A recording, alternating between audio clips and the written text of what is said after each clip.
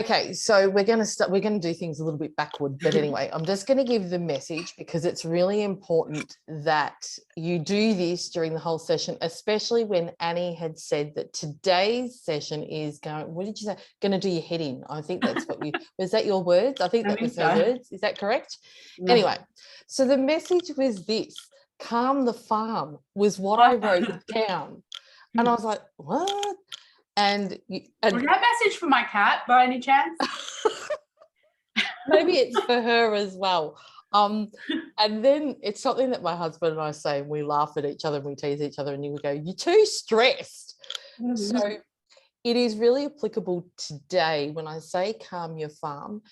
If things that Annie is sharing is overwhelming, just take some breaths and really allow yourself. You're not going to get everything the first session. And for those of you who are new, all this language may go way over your head, and that's okay.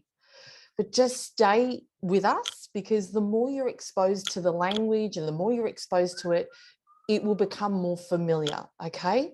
So be kind to you through this whole session, take some deep breaths, and as the message said, calm the farm, because if you're getting anxious, frustrated, stressed, you become emotionally unbalanced. And what happens is, as soon as we become unbalanced, we lose the full capacity, the logical, analytical thinking. So it's so important that you just take some breath and bring yourself back down. Anyway, that is enough. I just wanted to give you a little bit of that message before we get into it. Nice one. Do you want me to do the housekeeping or? Yes, please. All right, so if this is your first time here, welcome, and welcome to everyone else, the fam that's been with us for a while now. As per usual, we love cameras on just so we can see each other's faces, and it just builds a closer community. Also, you're all on mute, so that's okay. If you've got your phones with you, just make sure that they're on silent, face down, and even take the vibration off just so it doesn't distract you at all. And make sure that you've got a notepad and pen handy. Mainly you can take notes, absolutely, but also if there's something that you really specifically want to go back to, just write down the time, and then you know that it's either 50 minutes in, 60 minutes in to go back to that place. And that's about it. Now with questions, Annie, did you want them to hold off to the last, to the end? And this is going to be a video people will want to watch without distraction, so we'll leave questions to the end. Okay, so write down your questions, guys, and just leave them to the end. If there's something to do with what she's using in it, maybe you can put a question in and someone in the community can answer that for you. But otherwise, we won't be asking the questions till the very end. All right. Awesome. It just makes it easier for me. I don't have to track and go up an hour. Yeah. All right. Welcome back, Lenny. You can see you in the video there. It's been a while. Good to see you back. Are we ready, Kat? Yeah, we are. Yeah. Okay. Yeah, am I host? Oh, no, hold on. Sorry, let me just set everything that I need up, then I'll switch it. Mm-hmm.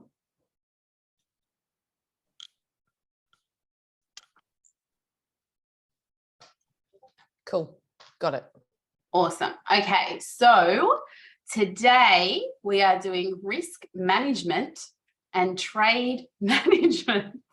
Theo, you are the only person who said yay. Everybody else is like, but I want to teach Jen. But hopefully, I thought a lot about this lesson. To be honest with you, I've been thinking about this lesson for 2 weeks. Ryan has been on my back about this lesson for 2 weeks.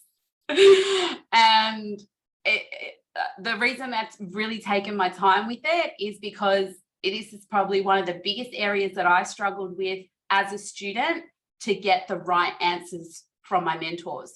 So I hope to answer for you today all of the questions that I could not get answered when I was a student.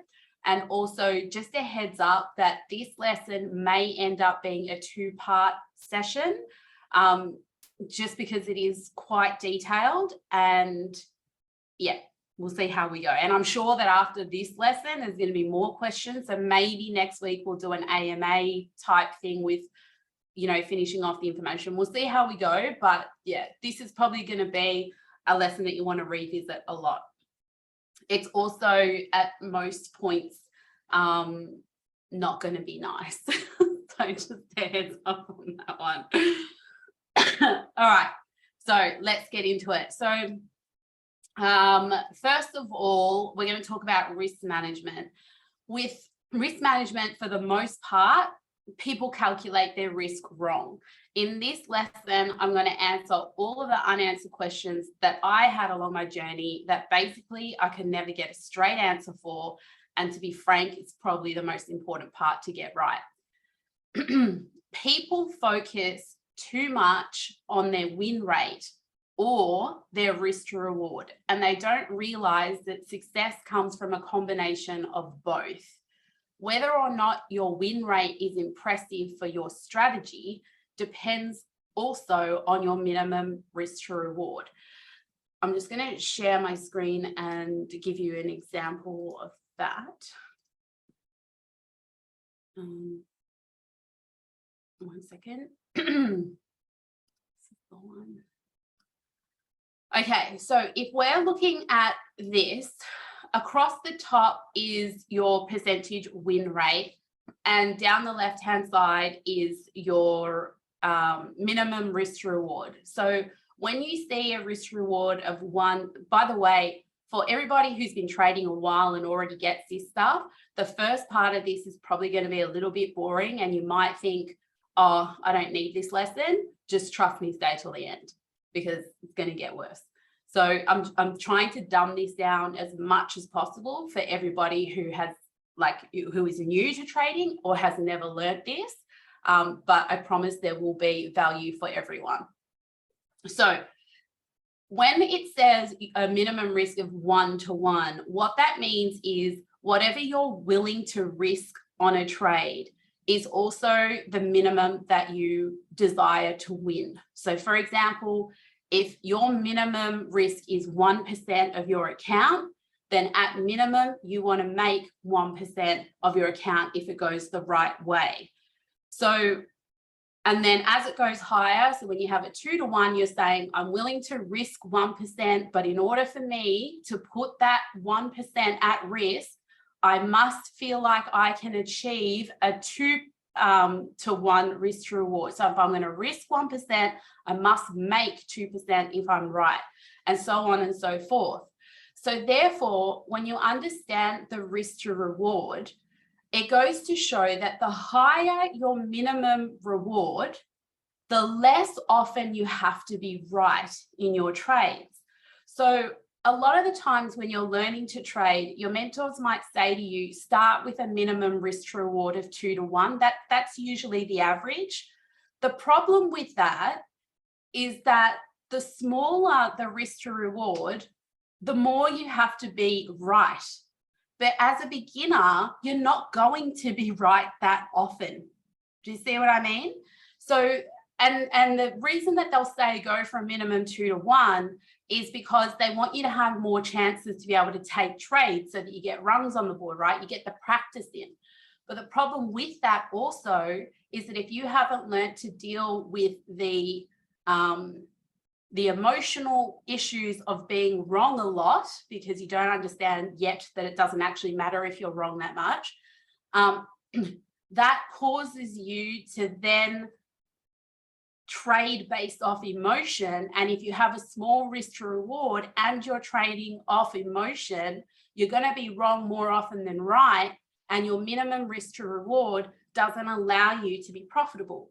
Whereas if you know you're an emotional trader and you aim higher, like a 4 to 1 or a 5 to 1, yes, you're going to have a lot less trade opportunities potentially.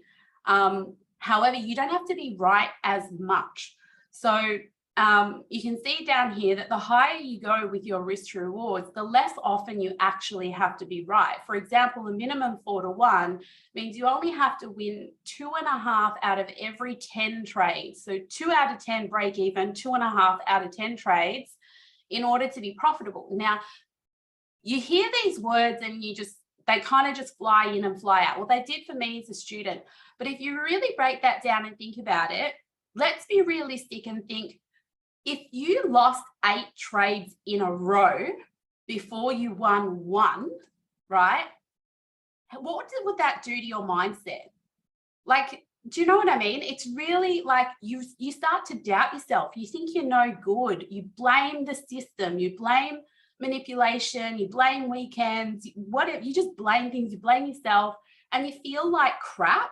So it's really important to have both the combination of a good win rate as well as a good enough risk to reward, and understand that if you are really strict on the risk to reward that you decide is your minimum for yourself, and you fully understand what that means, meaning, let's just say you go, let's just do this one. The 3-to-1 means you have to win 3 out of every 10 trades. If you start to group your trades in orders of 10, and you know you can get 7 wrong and be profitable, you don't care. But the problem is most beginner traders they either don't think like that, or they know it, but they don't fully absorb it. So they're like, yeah, I know that I can lose 7 out of 10 trades, but when I lose 3 in a row, I feel like shit. But if you like really know it, then you don't care. But you have to be strict on your own rules. And that's where the problem comes in. So I really want you to absorb, like, it's up to you to decide what your minimum risk to reward is going to be.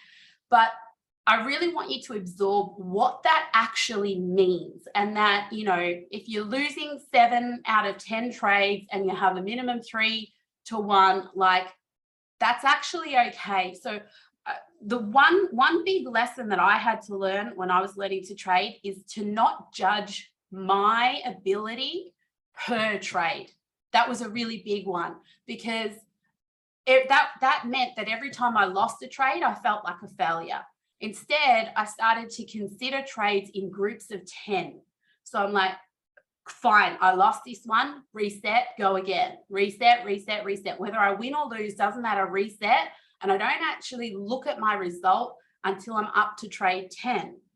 Then you start to see, you know what, I had a bad week. I lost 7 trades, but I won 3, and I still ended up making money. And that's how you stop caring about your losses, because you fully understand and have absorbed your win rate. I just went on a full tangent, and this is going to be much longer than I expected. That was sentence 1 of my notes. All right, so there are 4 elements to a position. Number 1 is your position size, which is also considered, sometimes called your margin, and those 2 terms can get really confusing. Got the rant in early. There's probably a lot more, Claudia. So another thing that I know a lot of students struggled with was they didn't understand the wordings of position size, margin, and stop loss. They didn't understand the difference between those. So basically, your position size is made up of margin, depending on whether you're using leverage or not. Margin is the same thing. Your stop loss is completely different. It's how much you're willing to lose if the trade goes the wrong way. So the elements to a position are your position size, your risk, which is where your stop loss is placed and how you calculate the risk to that point, the reward, which is your profit placement, and number 4 is your, what I like to call a refund area, which we will get to in detail. Basically, what a refund area is where you're going to cut your trade before it hits your stop loss if your trade is now invalidated. We'll go into that in more detail, because I know that a lot of people say you should commit to your trades. It either hits your take profit or it hits your stop loss. I think that's bullshit, but we will get into that in more detail. So the 4 elements are your position size, your risk, your reward, your refund.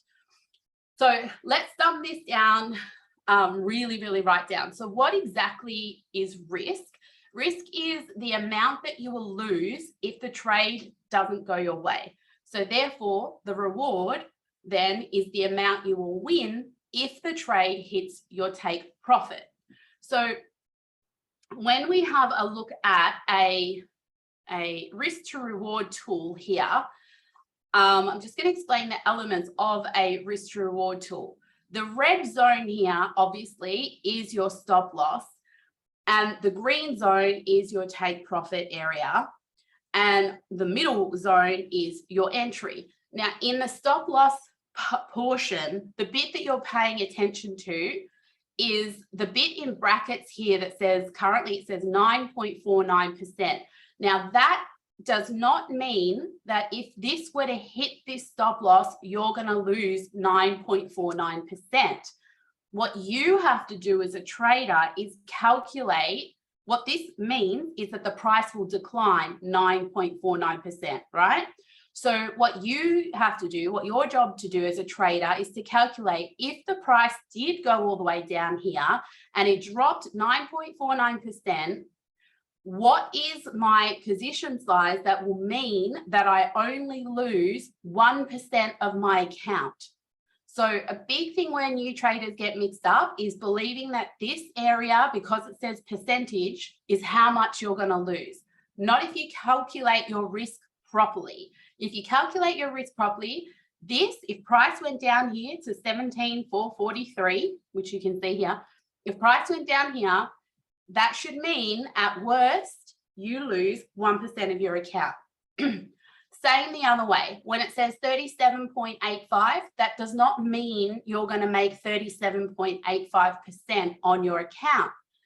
That just means the market has to move 37.85% in order to hit your take profit area.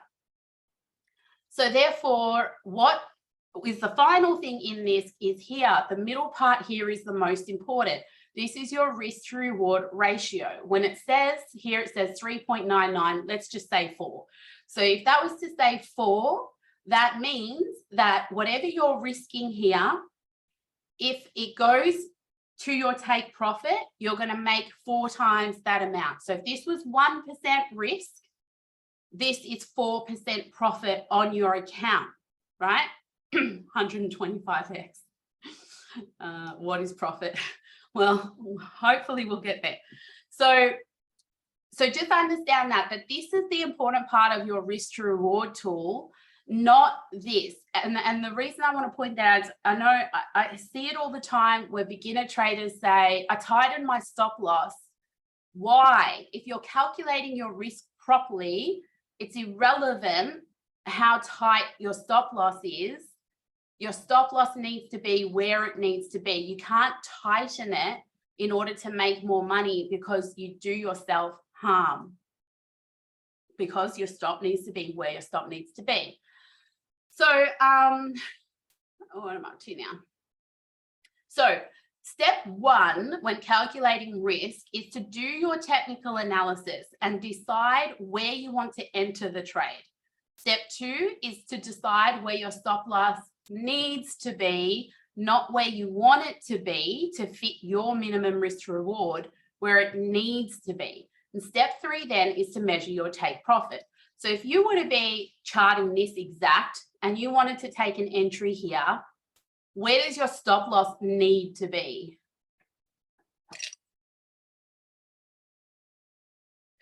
Tell me in the comments.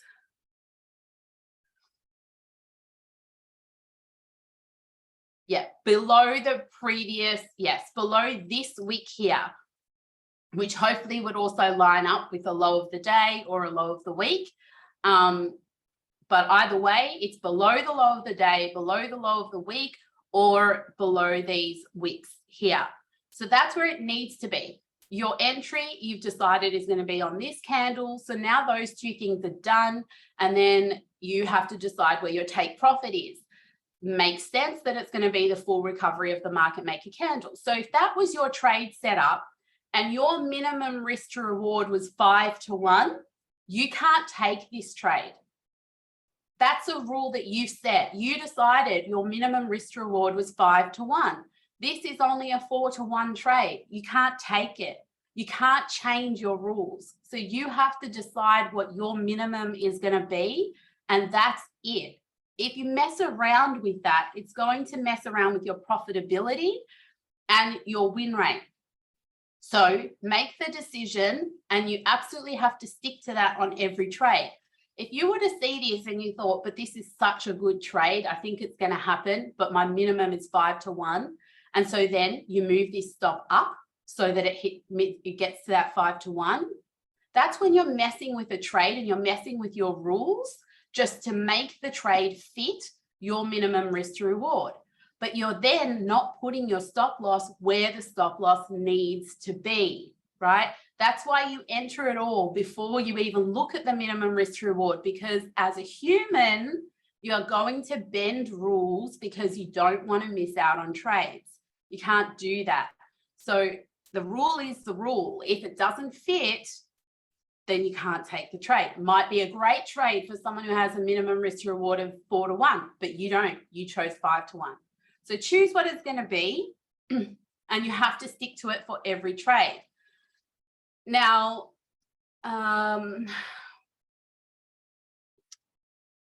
okay, so once you've done that, if the trade doesn't at least match your minimum risk reward, you don't take the trade. But what if it goes further? Well, too bad. That's an emotional thought. You need to get out of fairyland and you need to deal with the facts. The facts before you measured the risk to reward was that you believed price would only go to here, you believed your stop loss should be under here, and you believed the entry was here. Don't change what you believe because it doesn't fit your own rules that you made for yourself. That's just dreaming, right? So you have to miss this one because of your own rules. Now let's talk. So let's talk about the stop losses because of the whole tight stop loss situation. But people who say I wanted a tight stop loss, for the most part, it's because they don't really understand risk to reward. So I want to take a look at this trade on 4 different time frames. This trade in particular is on the 1-day chart. You can see up here, and you can see that the minimum risk to reward is a 4 to 1. If price went the wrong way and our risk was 1%, the price would have to move down 9.49% for us to lose 1% of our account. Now, if we take a very similar trade setup on the 4-hour time frame, you can see here exactly the same rule: W formation, stop loss below the first peak W, still a minimum risk to reward. But in this case, because we're on a smaller, still a 4 to 1 risk to reward. In this case, because we're on a smaller time frame, our stop loss is only 4.95%. But that doesn't matter. Like this one here is 9.49. This one is 4.95. But you're going to make the same money if both trades hit your take profit. Why? Because it's a 4 to 1 risk to reward. You're risking 1% of your account to make 4% on your account. You're risking 1% of your account to make 4% on your account. What's the difference though? Where's the risk? The risk is that in a trade setup like this on the daily time frame, you have to hope that the market moves 37.85% to hit your take profit. That's a big ask. That is a big ask, right? Especially now you're learning the market making method, you understand leverage and whatnot. A lot is going to happen before it gets to that 37.85%. In this case, on the 4-hour, the price only needs to move 19.79% to hit your take profit. That's still a big ask. When we go down even further to the 1-hour time frame, now we have exactly the same setup, but because we're on a smaller time frame, the W is closer together. That usually means that you can have a smaller stop loss, however, irrelevant, because your risk is still calculated at 1% here. You still have a 4 to 1 risk to reward ratio, but now on the 1-hour time frame, the market only needs to move 2.74%. You're going to make the same money. See how you're only asking for 2.74% from Bitcoin as opposed to asking for 37.85% from Bitcoin and a hell of a lot longer as well. So that's the same money. And then when we go down to the 15-minute time frame, again, you get to have an even tighter stop loss, still a W formation, stop loss still below the first week of the W, still a minimum 4 to 1 risk to reward. Now you're only asking for a 1.47% market move for you to make the same money. You probably get that in a day. So whilst that sounds good and probably makes you go, well, I want to trade smaller timeframes, make the same money, make it faster. the other side to that is that the more you drop down in time frames, the easier it is to be wrong, which means you may have more losses than you have wins until you absolutely nail a strategy, whatever that strategy is. However, if you fully understand and absorb the minimum risk to reward ratio and understand how often you can be wrong if you have a higher risk to reward as your minimum, then you won't care if you lost 7 out of 10 trades, but you're on one of these higher ones here. So if you lost 7 out of 10 trades and won 3, but your minimum is a 3-to-1, no worries. I'm okay to lose 7 trades out of 10 and trade the 15-minute time frame. That doesn't make me feel like a loser, right? You only feel like a loser if you don't fully understand how little you actually have to be right if you have a higher minimum risk to reward. And this is what plays with your brain, because we are human and we are trained from young children to be right, that you're good if you're right. But in the markets, you don't have to be right that much. It's very forgiving if you have a really good risk to reward ratio and you stick to your rules. You don't actually have to be right that much. What a pleasurable career. So now when we look at all of these trades on the one sheet, you can see here that these are all exactly the same setup. They're all W formations. They're all looking for your 3 rises. They're all a minimum risk to reward of 4-to-1. All of them, no matter the time frame, at most we're going to lose 1%. At best, we're going to make 4%. Therefore, it doesn't matter. So trading, when I see people say trade higher time frames, it's better risk to reward, not really. Like, it takes way longer. Your risk to reward is not dependent on the time frame that you're trading. It's dependent on the setup that you're trading. Okay, so now I've done that bit, All right, so now let's have a look at this. Now, if you are a math genius, don't come for me with this, because I'm just trying to keep it very simple, right? So that it makes sense to people. But at the end of the day, I understand, like, if the rule is that you can lose 7, if you have a minimum 3-to-1, you can lose 7, win 3, and still be profitable. The nerd people will tell you that it depends where the wins and losses are amongst the 10, and they're right, but let's not worry about that. We're just going to keep the things simple to show you an example. So if you stopped calculating, if you stopped calculating your level of success emotionally per trade, and you instead switched it to a 10 trade success rate, then as an example here, let's just say you won the first trade. Now you're up 4%. But after that, you get a bit cocky, right? Because we all get a bit cocky after we win a trade and we want to jump straight back in. The next 4 trades, we lose 1%. At this point in time, wait, is that 10, 5, 6, 7? Yes. The next 4 trades you lose. So at this point in time, roughly, your trade is back at where you started. You've given back all your profits from this trade. We reset, we start again, we figure out where we're going wrong, and we get back on the horse. The next trade we win. Great, we're up. We get cocky again. We lose the next 2. So we're up now 4% because we'll break even by the end of this trade here. Now we're up 4%. We lose 2. We've lost 2%. We're still up 2% at this point in time. We win the next trade, and then we lose the last trade. Or overall, we're profitable. Double down. Shut up, Letty. Overall, we're profitable. So do you see that is 1, 2, 3, 4, 5, 6, 7 losses, and we still made money. That can't happen if you don't understand risk management. Forgot to put it on my release list last night. So that's just an example how that works. So if you have your elements right and you've correctly calculated your risk, there is zero need for you to FOMO in and out of trades. because the only reason you would FOMO, like this person here, if they FOMO'd into all of these trades or they started here, they're chasing their losses. But if they didn't fully understand that they had 5 more trades to go and they only needed to win 1.5 of them, they'd be fine. That's why they FOMO, because they don't fully understand the minimum risk to reward.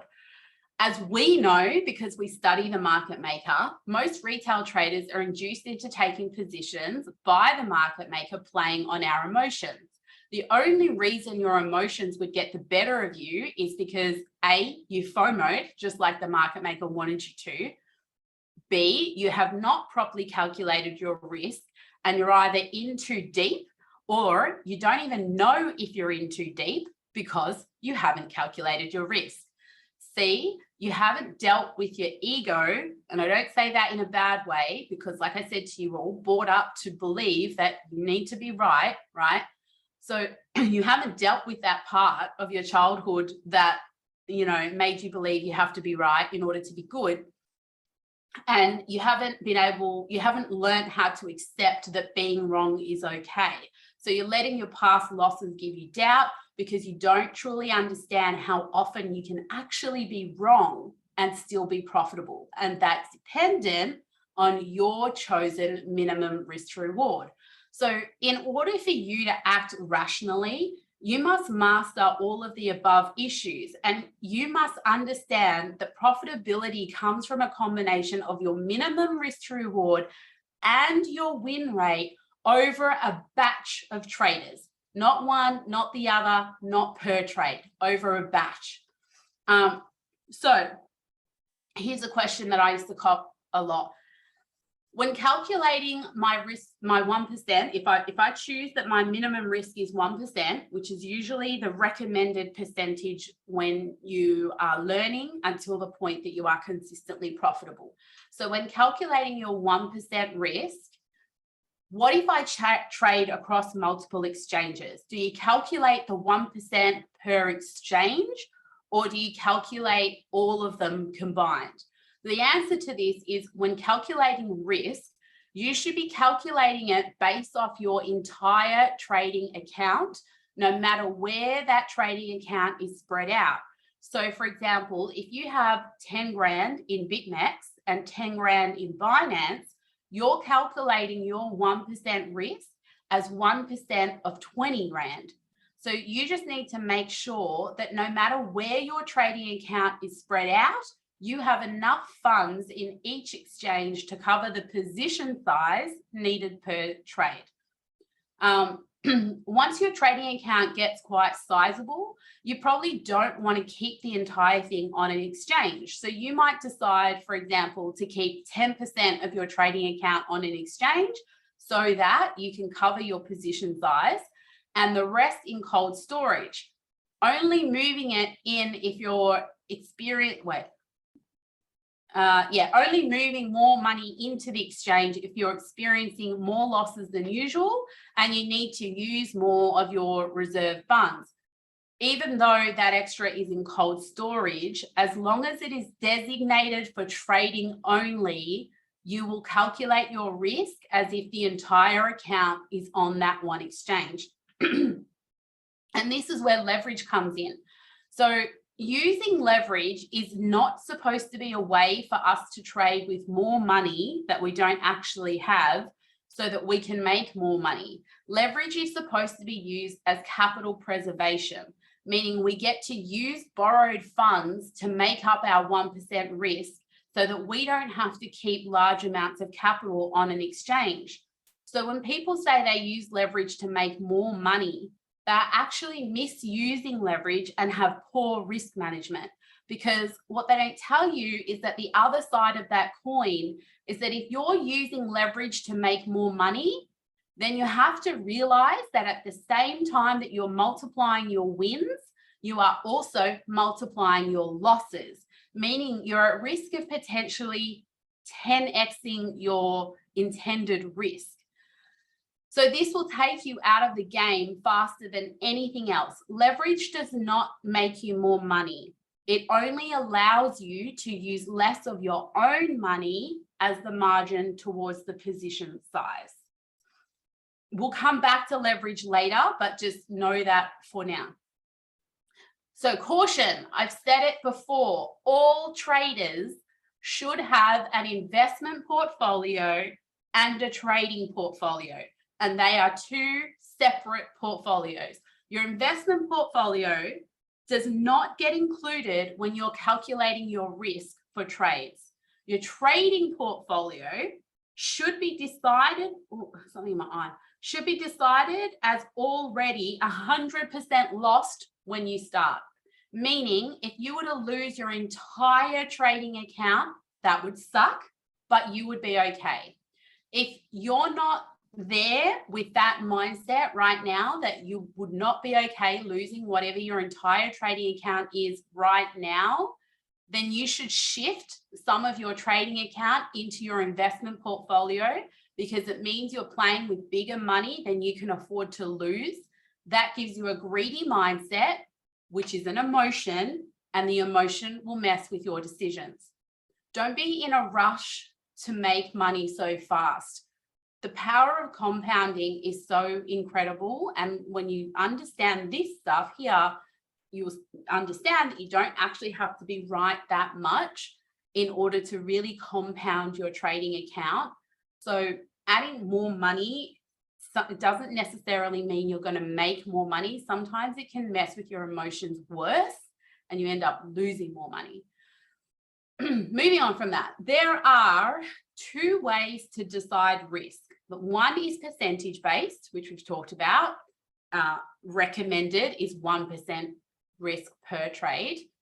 And the other one is unit based. So for example, you've got the 1% if you're choosing a percentage one, or maybe $1,000 might be your risk. When I say unit based, depends on what you're trading. So if you're trading in BTC, you might go, I'm willing to lose 0.1 BTC per trade. If you're trading in US dollars, I'm willing to lose $1,000 per trade, that kind of deal. So whichever one you choose really comes down to your experience. As a student of trading, it is ideal to calculate your risk as a percentage. The reason for this is because if you're always calculating your risk as a percentage and you keep losing, you can basically trade infinity times, or until your account gets to the point where the exchange is like, beat it, you're a loser. Right? Like your trading account cannot cover any more trades, go away. If that was to happen, that's when you should quit trading and take up knitting instead. Mind you guys, a lot of these notes are notes that I wrote for myself. So that's why sometimes the words are a bit harsh, like go be a knitter, you old bitch. It's basically my message to myself. It's not a message to you. So anyway, moving on from that, once you have proven your success rate over multiple market conditions, if you want to switch to a unit-based trading risk strategy, here's the best way to do this. Now, I didn't write this out, did I? No, I didn't. So you're just going to have to take notes and listen to this bit carefully. I'm going to read it again just to make sure, because I know a lot of people want to do this, and I'm going to now go through how to do this the right way to not screw yourself over. Because if you want to move from a percentage-based risk to a dollar-based risk, a whole lot of emotions. So because when you're a percentage-based risk, you don't really think about money. And that's why percentage-based risk is good. But if you're going to go dollar-based risk, you think about money. And that's where it can mess with you. So again, once you have proven your success rate over multiple market conditions on the one strategy that you're trading, if you want to switch to a unit-based risk strategy, the best way to do it is this. Number one, be profitable already. All right, number one. Number two, decide the dollar or unit amount that you're willing to lose per trade. Number three, start by reducing that number to 5% of that amount. So for example, let's say you're happy to lose $100 per trade. You're going to start by only risking $5 per trade. This is conditioning. It doesn't mean that it does mean like you can duplicate that trade on another account with your normal 1% risk for gains. That's fine. The point of this process is not necessarily to make money. It's to condition yourself to change from percentage to dollar-based risk, right? So you're going to start small and you're not going to care about the losses and you're not going to care about the wins, but you're building up to something bigger. So initially, whatever you decide is your dollar-based risk, you're going to go in on 5% of that. In our example, it's $5. So this is basically you growing up, not just going full degen. We want to do this sensibly. Number four.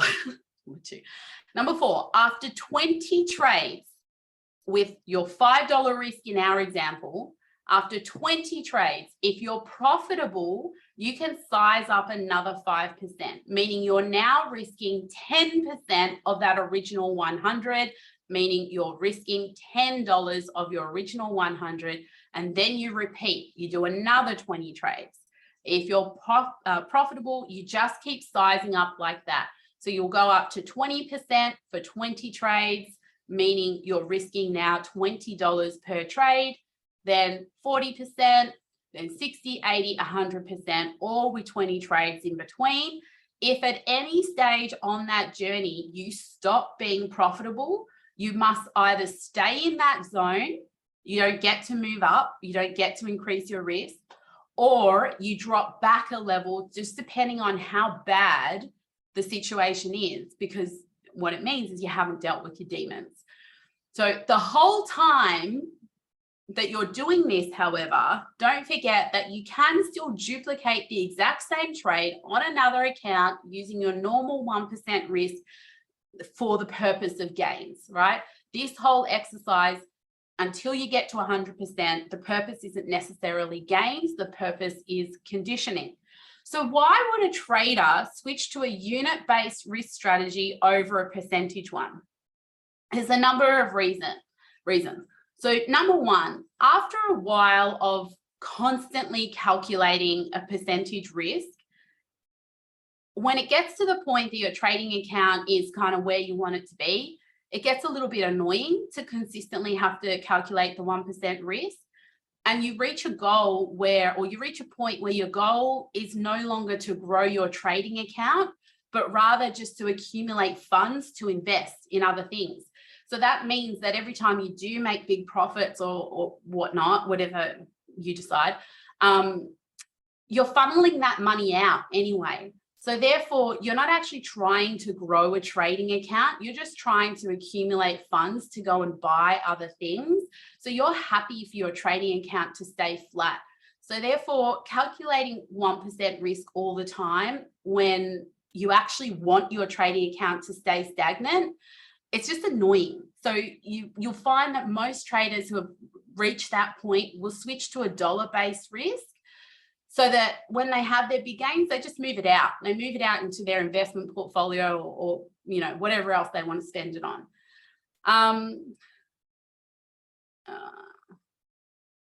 Yeah, okay, that's that. Let me see if there's any.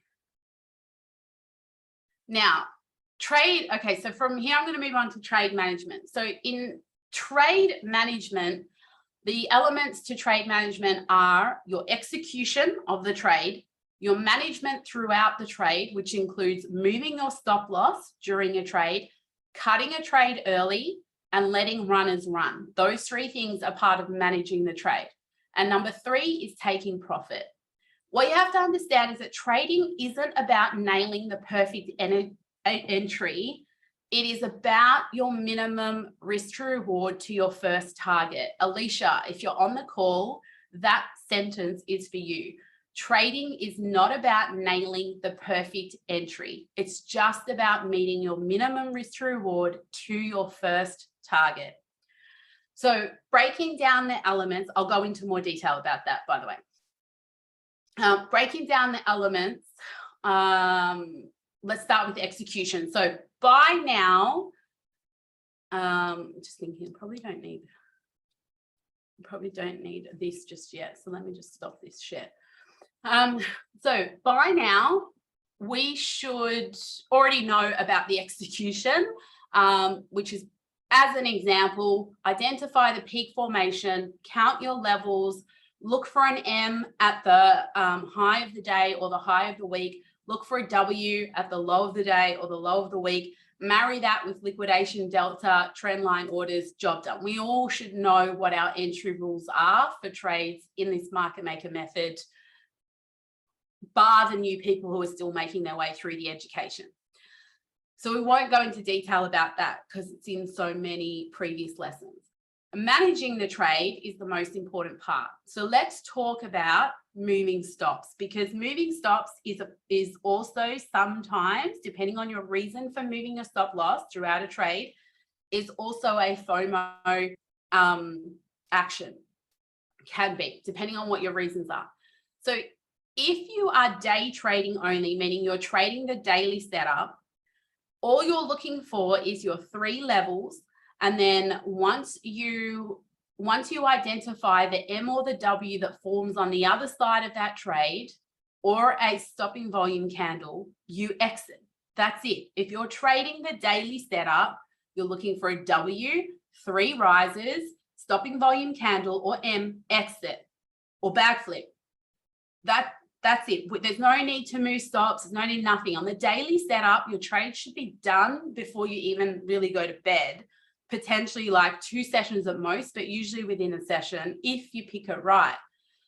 If swing trading, so the weekly setup, your stop does not get moved until the board meeting after a level. So for example, let's just say you took a W entry at the second peak, rise 1 happens, but then price goes sideways. You wait for the stop hunt within the board meeting. Once you get the stop hunt, you place your stop loss under that board meeting stop hunt. Why?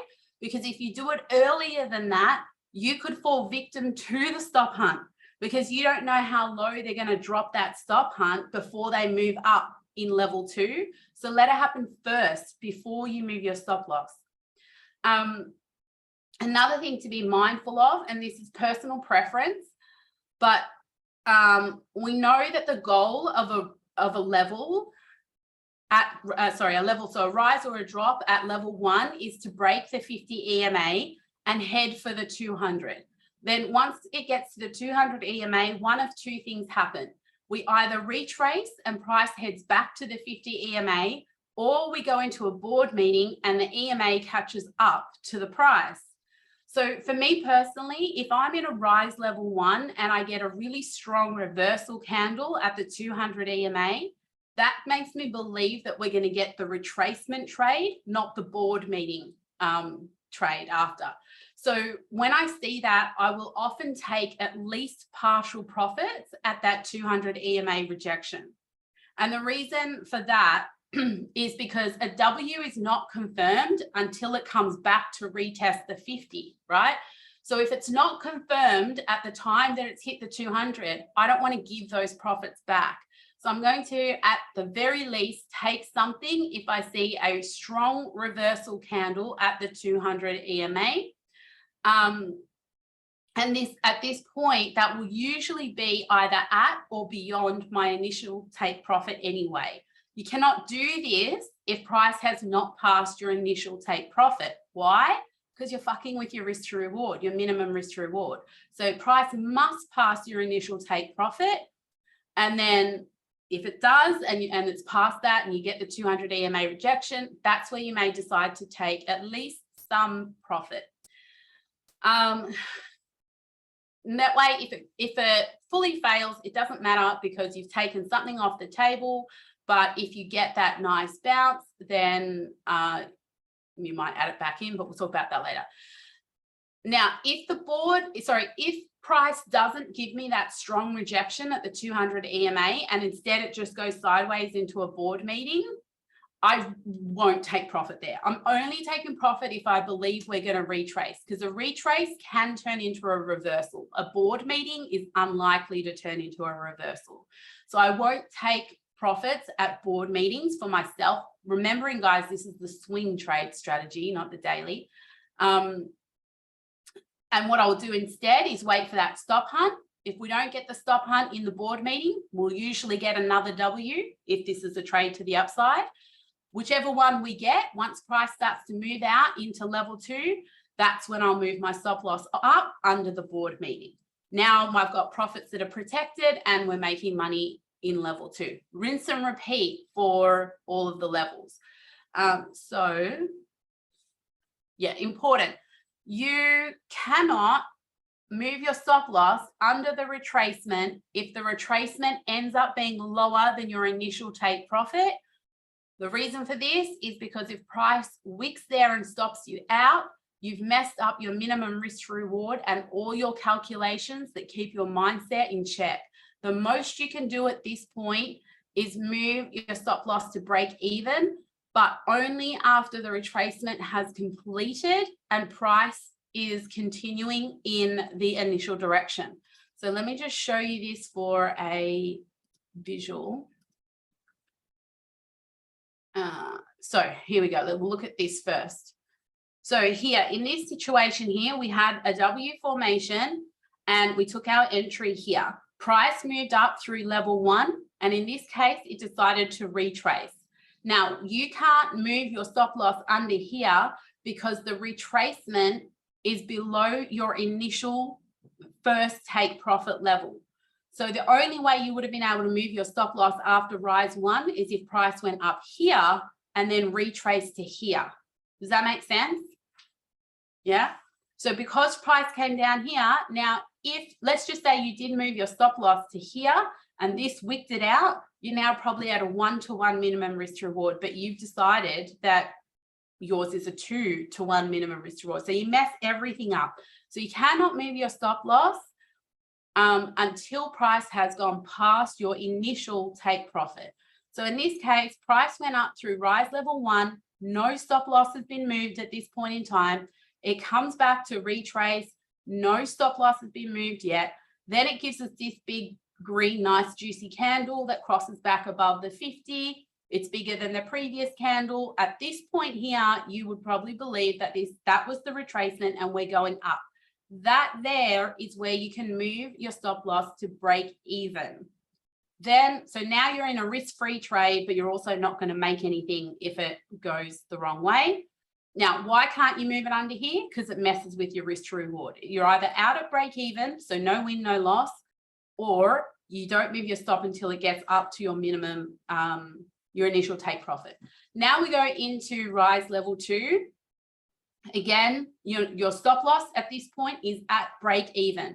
You let this play out, you let the retracement play out, but you cannot move your stop until it moves out into level 3. At this point in time, you can now move your stop loss up to here because it's equal with your initial take profit, right? So now at worst, the initial trade setup that you wanted is 100% guaranteed that you're getting that profit because this retracement here didn't go lower than your initial take profit. So great, now you've secured that bag.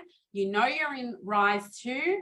You can let that retracement happen. Once it bounces and moves out, so only after this candle here and this one opens with a strong market making move, that's when you would move your stop loss up to here. Now that trade is protected, you know you've got rise level 3. You identify the rise 3 wick to the high. That is your exit point at that point in time. If you're on the daily setup, this is a 15-minute time frame. If you're on the daily setup, that's it. You're out. You're not trying to push this to the next high, nothing. You're done with this trade in a few hours. You've collected God knows what, because I didn't extend it all the way up, but you've done good. You got more than what you actually hoped for out of this trade. So going back to here, when do you move your stop loss? After if your entry is on the second peak M or W, you can only move your stop loss after the board meeting, after a level 1, after you see a stop hunt or another M or W. That rise should say rise drop, by the way. If price rejects the 200 EMA, consider taking partial profits at least, but do not move your stop. If price retraces instead of a board meeting, look for a fib level bounce and move your stop only after price has bounced, providing it's above your minimum risk to reward, your initial take profit. If your entry is after the level 1 rise or drop, then you can move your stop loss after the board meeting of level 2 or after a retracement fib level bounce, again, providing that bounce is above your initial take profit. After level 2 is the same as level 1. Level 3, well, there's no point in moving your stops. You're taking profit at an M or W formation or a stopping volume candle. Are we good so far? I don't know where the chat's gone. Hang on here. Okay. I'm going to assume that we're good so far. Now, all right, now let's talk about cutting trades early. So when entering a trade, this should already be decided along with your entry, your stop loss, and your take profit. This is your refund please zone. If you plan this out, there will never be a reason to FOMO out of trades because every condition has been decided before you hit that execute button. As an example, I try to get most of my positions fully positioned by the second peak M or W. Now we know that the second peak M or W is a high or a lower high. Therefore, my refund please is only if price returns beyond that second peak. So if I have taken an M or W trade and I'm unsure of it, I will not exit that trade unless price gets back beyond the second peak. Why? Because that's my refund policy. So this gets me out of at basically break even, and it saves my 1% stop loss. If price were to bounce again, then I will have a double bottom or a double top. So I just re-enter. Big deal. So you must have a refund policy for every trade setup you take. Some people say commit to your stop loss. I say that's bullshit. That's like saying, you know, your partner's cheating on you, but you committed, so stay with him. Fuck that. If your trade becomes invalidated before it hits your stop, exit. Do not, sorry, Steve. Do not enter trades without a refund policy. In fact, the first thing you should do after this lesson is decide all the trade setups that you've had success with so far and create refund policies for them. The second thing you should do is analyze your current trade journal and decide what your minimum risk to reward is going to be from today onwards and make that commitment. So let's talk about the refund policy. So we've done that. Here we go. This is the refund policy right here, right? So let's just say you thought this formation here was a W formation and you enter the second peak on the hammer and it's met all your conditions. You're going to try and take it up to here, but yeah, you got your minimum risk to reward. You're happy. Your stop loss is under the previous wick. Everything looks good. Now price moves away and it gives you a pretty strong rejection at the 50 EMA. Now you're thinking, holy shit, maybe this isn't the W, right? It rejects that 50 EMA and it comes back. And now these candles here are back at your initial second peak W. That trade is now invalidated. Why let it go through this? You might as well just cut it there. That's your refund policy, right? Price returned to the second peak of the W. I want out now. So you're out. Then what happens is you reset. They say, what is the saying? It says a good trader cuts their trades early. A great trader jumps back in at the right point, obviously. So in this case, you've realized that you messed that up. That wasn't a W. And the market maker is coming for a final damage W. So you end up getting the W with the lower high. That's the final damage W. Now, great, you're seeing hammers on the second peak. You can have a better risk to reward entry. You know that price struggled here, so you're going to make that your take profit instead. And bang, you re-enter immediately. You got out of this one at your refund policy, but basically no loss. You reset, you identified a new W and you jumped back in. Who cares? Why commit to this if at this candle here, you know it's wrong? It doesn't make any sense. So have your stop loss, have your take profit, have your entry, have your refund policy. Now, what am I up to? Does that make sense, by the way, everyone?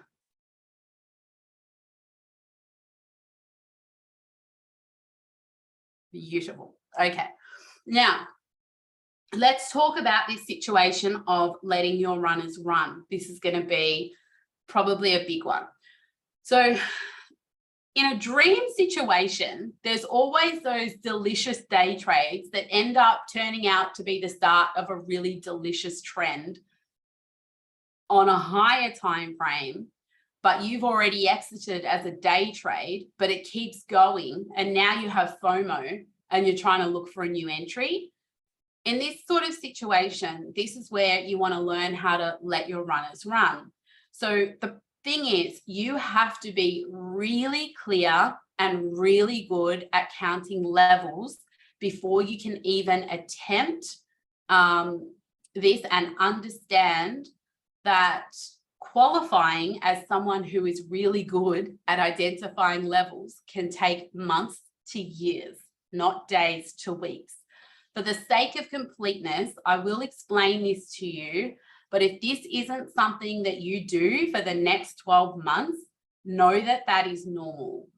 Also know that trying to do it before you really have proved your own results and that you've nailed the model has a high chance of wiping out your account completely. Ryan Diamond. So here's how it works. The idea is that after a major peak formation high or low, let's just see if I can go to a chart and find one. We'll use the last. Let me just get all this stuff off. We'll go the 4 hour.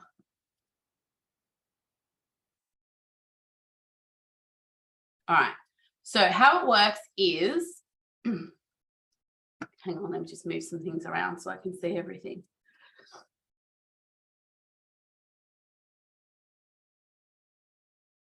Okay.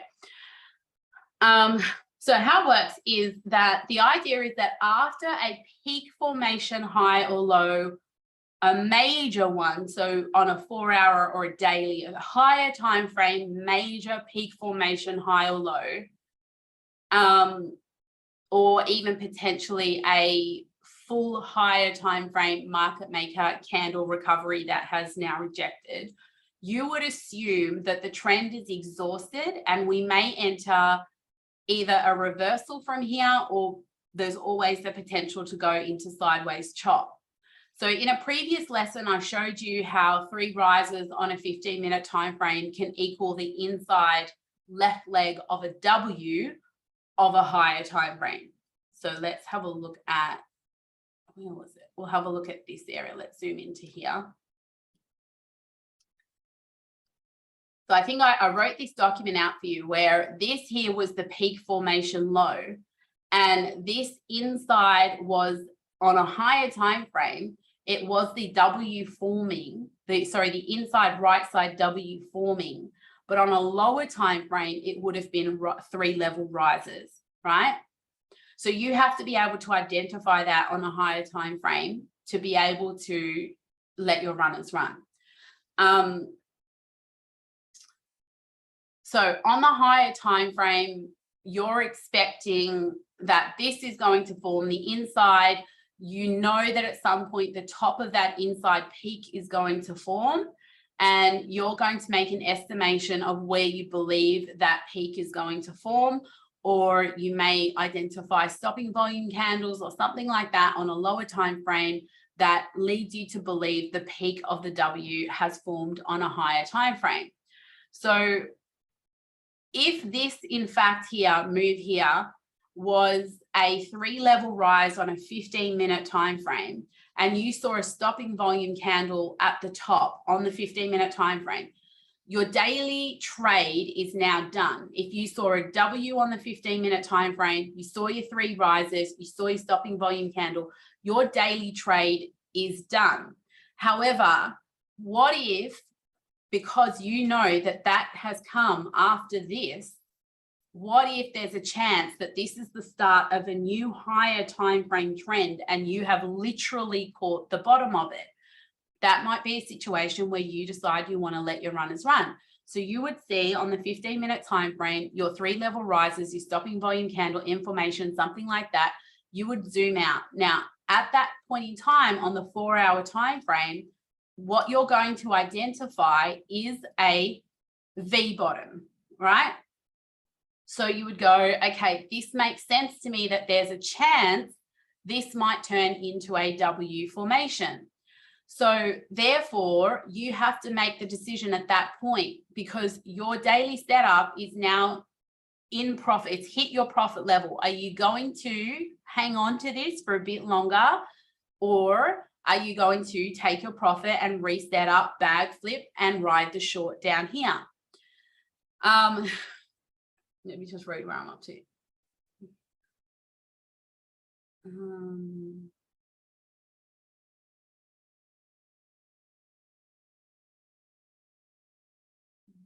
Okay, so here's how you do it. So you've waited for a huge market move, like a scary bottom or an out of control rise on a higher time frame, where hopefully you can also clearly identify the levels. Usually that kind of move ends with a stopping volume candle. From there, you drop down time frames to find your M or W. You enter initially as a day trade. Once the day trade 3 levels are done, you zoom out to the higher time frame. At this stage, if you've picked it right, it should almost look like a V shape on a higher time frame, which is what we can see here. If you want to see if price is making its way back to a key area on a higher time frame, it can be a market maker candle, it can be an EMA, it can even just be a resistance type of level, just anywhere where you would expect a pullback to come. Note that you may need to check this on all higher time frames. All higher time frames includes 1 hour, 4 hour, 6 hour, 8 hour, 12 hour daily. Because the market maker candle could exist on any of those.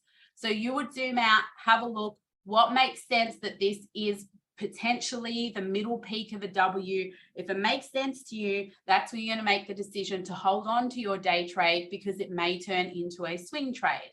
Now, at this point in time, if you can find the area that it makes sense that it's going to pull back, you're now going to gear up for the retrace to form the inside right side of the M or W, which is this. So you now know that you are in all this profit, but if you decide you want to hold on to it longer, you're going to sit into giving all of this back. That's the decision that you have to make. Sure, you can take partial profit here, and you probably should, but at the end of the day, you're not going to capitalize on this trade. You are going to sit in this drawdown and hope that you are right, that you have a higher time frame W forming. The way that you would decide that is you're then going to look left on whatever time frame it needs to be to try and find the area where traders are trapped, because that is going to be where you would expect that if this does turn out to be a W, that will be the lowest point, because they want to keep traders trapped. And that's going to give you your idea of where your inside W should finish. At the same time, I won't talk about that yet. I'm sure it's coming in my notes. So you would identify that this area here is where traders are trapped, right? Because we can see that was where we had a lot of action, we had a lot of volume, etc., etc. So your condition is, well, I believe that price won't come down here. This is going to give me my second side W. In this situation, you would have been correct. So great, you've identified where price should go at its high for the W. You've identified where the retracement should go for it to be a higher time frame W. This is your confirmation to hang on to this trade. And at the end of the day, at this peak here on the day trade version, you should have taken 50% profit. So that's fine if you've got the rest of this wrong and it ends up being a complete failure. It doesn't matter. You've collected something. You had the belief that you were onto something good. Sometimes you just have to make a call. You can't lose, because at this point in time, you would have moved your stops and everything like that. So now you're coming back here, and then you have to gear up for the right side of the W. So at this point, this is where the risk comes in, because at this point here, if you've taken your 50% here on your day trade, you have the option to add those profits back in here. right? So it's basically free money because it's profits. So you've taken that profit in case you were wrong, price comes back here, you realize you were right, you might decide to add it back in along here, and now you're fully positioned again. But you know now that you are at less risk because you know that this is the right side of the W.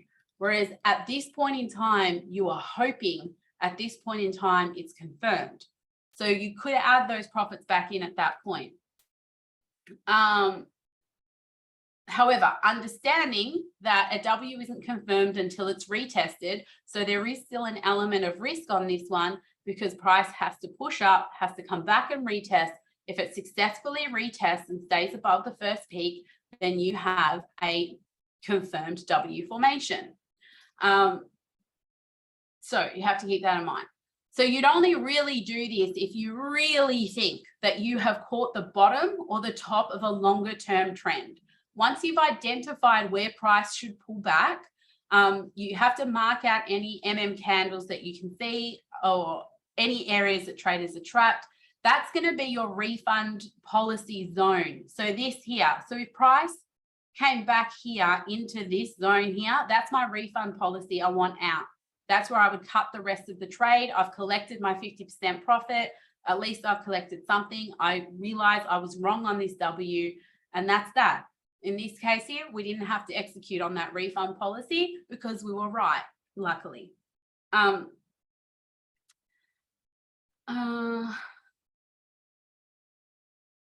So the other thing about that then is that if this was a 15-minute time frame, 3-level rise, and you're moving your stocks, you can't move your stocks because this retracement here, you know, can come all the way back to here.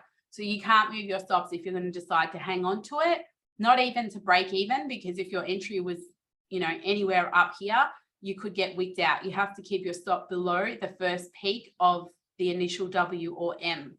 That again is another risk you're taking, but you're doing it only because you believe you've caught the bottom or the top.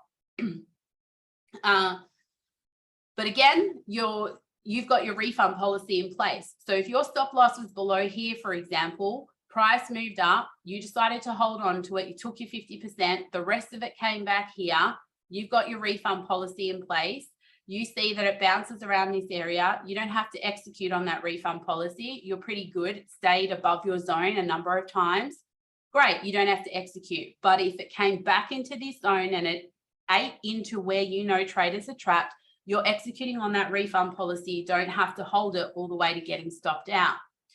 Hang on, what I'm up to. Okay, so you've got your rejection zone marked, which was here. You've got no FOMO because you know that this part here is just the inside right side completing. And you have your market maker or your zone, trapped trader zone marked so that you have your exit plan in place. You've taken your 50% profit. Now you're just waiting to see what happens next. And you wait. So if you got this right, the right side of the M or W will form and it will take you into rise level 1. If you get that second peak candle formation, hammer, railroad track, etc., this is where you might decide to add those 50% profits back in. So that's down here. That would be up to you. If price bounces higher than the initial entry, you should be able to stay risk-free anyway, but now have a bigger trade. So once a price bounces out of here, just depends on the setup. Once price bounces out of the W, you've got one entry down here. You added your profits back in here. As soon as it moves out, you're already pretty much risk-free because your stop is probably under this wick here and price has already moved away. So you're fine. It doesn't really matter. You can't really go wrong from that point if you have decided to add your profits back into the trade. Now, from this point on, you are now playing the higher time frame M or W. You would not head back down to the 15-minute time frame to manage this trade at all because this trade isn't happening there and you're going to FOMO yourself out of your trade too early. You are now in a higher time frame, level 1 rise, and you manage this the same way you would any other trade, by moving your stops after board meetings or retracements until you get the opposite side of the M or W or a stopping volume candle after your 3-level rises, or taking profit at the 200 EMA if you have a strong rejection. Nothing else changes other than your trade is now going to take longer because you're on a higher time frame. Light bulb moment right there. Hope so. So along the way, if your higher time frame retraces and bounces are lining up with the start of the week trend or the midweek reversal, this should keep you extra calm because you know it's just part of the weekly setup. You also have to keep an eye on news events before you move your stop losses, and you also have to manage and watch the leverage levels. But again, don't let those things freak you out. Just make sure your trade is protected, but not overprotected to the point that it stops you out, then continues on. So for example, in this trade right here, if you started to move out here and you decided to move your stop loss under here, which you can't, if you're following the rules, you can't because that doesn't meet your minimum risk to reward. But let's just say you made a silly decision. Your price would have gone up here, wicked you out. Now you decided to hold on to this trade for longer. So you've been in this trade now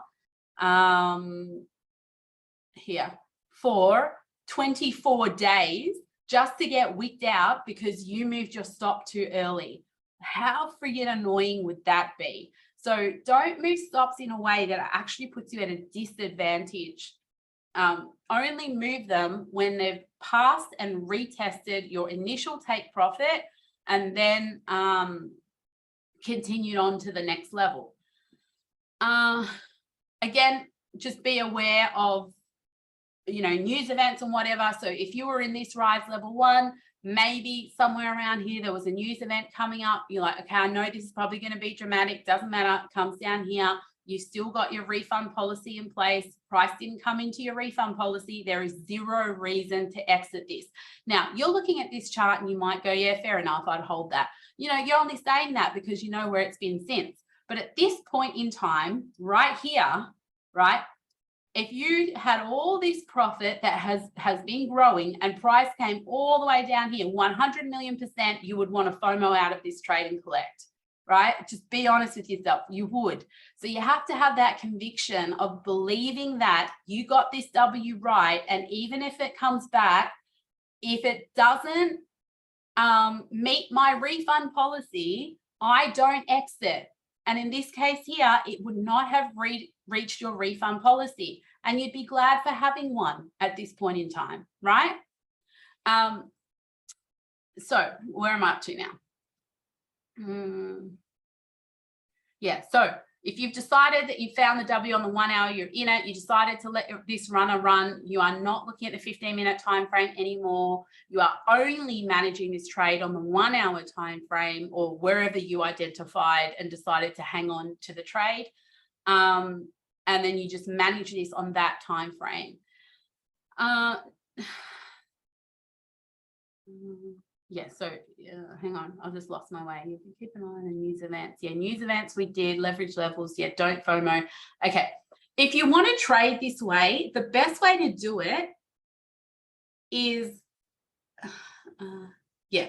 if you want to trade this way, the best way to do it is you have to decide that this is a possibility of happening before you enter the original day trade.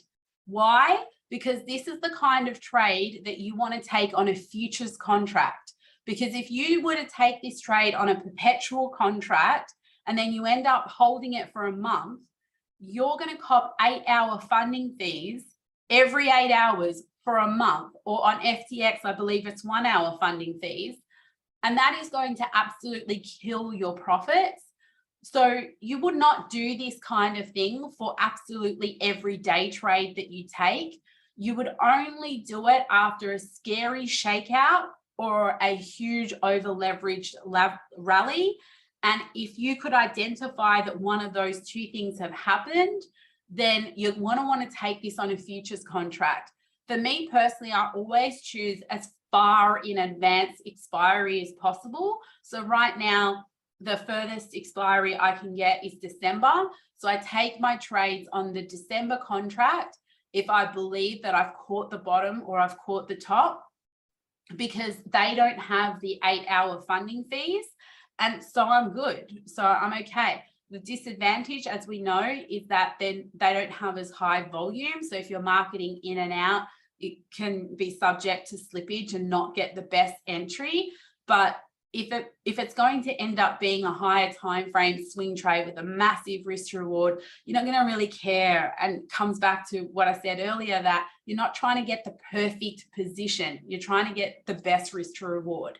So does that part make sense so far? Because we're about to get hectic.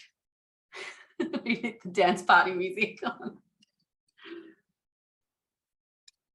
Are we all awake? Are we all still here?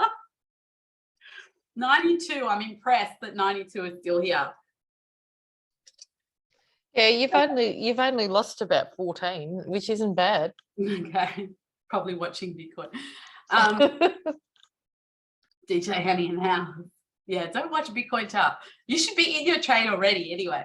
Okay, so all right. Now, if you want to be hectic trader, another thing you can do whilst this epic trade is happening, then you've decided to let it run. Now, as I said, you've decided to take it on a December contract, is you can then continue to day trade the same thing, so Bitcoin, on the smaller time frames with the M's and W's and taking profits. So this is one trade that you've decided to let run. But you could, on a perpetual contract as a day trade, you could have shorted this, longed this, shorted this, longed this, shorted this, long, because if you can identify the levels and let's just assume that on a 15-minute time frame, all of these rises and drops presented M's and W's, then you are collecting those profits consistently. That's the dream. It absolutely is. You're collecting those profits consistently. And at the same time, you've got another trade that is like pretty chill. You're not really worried about it. You're pretty sure it's in a higher time frame trend. You just let that go. You just check in on it every now and then, because you still got to wait to see if that gets to its, level 3 rise, so that you can reassess the trade and take your profit and whatnot. But that one's going, it's off, it doesn't matter. Now, every day, if you feel like it, or the days that you want to trade, you're just looking for rises and drops on a lower time frame and just taking them as quick day trades. Now you don't feel like you have to try and stretch that out, or I missed a trade, or it doesn't matter, because you've got this higher time frame trade going. If you miss the short today, it doesn't matter. Maybe you get a day trade long tomorrow, something like that. You're looking at a weekly time frame. You can identify 3-day swing to the upside. Oop, I didn't get the 3-day swing to the upside. I'll just wait for the midweek reversal, take the 3-day swing to the downside. Now it really helps your mindset, because you don't really care. You're not always hunting for trades, because there's something that is like going on in the background at all times. So that's the way to do that. And that's why if you're going to assess a day trade to take initially, you have to identify when you've had a scary movement to the downside or a hectic movement to the upside, and decide you're going to take that initially as a day trade, but decide if it has the potential to turn into something bigger. And if it does, take it on a futures contract. Now your perpetual contracts are free and open for you to continue to day trade. And at the end of the day, you're only looking at one chart. You're just looking at Bitcoin, or if you decide to do this on ETH or whatever you decide, like you really only have to worry about one chart. But you're making double bank on that. So the important thing though is to understand your your goal of both trades. So if you have a higher time frame trade that is running at 3 levels and whatnot, you have to treat it that way and only pay attention to it on the time frame that you identified it. In addition to that, if you're hunting for trades on the 15-minute time frame, if you see something scary happen on the 15-minute time frame, don't let that FOMO you out of your long-term trade. because your long-term trade can go through major swings like this, right? Until it's reached its third level, you don't get out. Just because you see 3 levels on the 15-minute time frame doesn't mean that this trade here is over. It's just potentially a retracement before another rise. So just be sure that you can unemotionally judge each trade for what it is.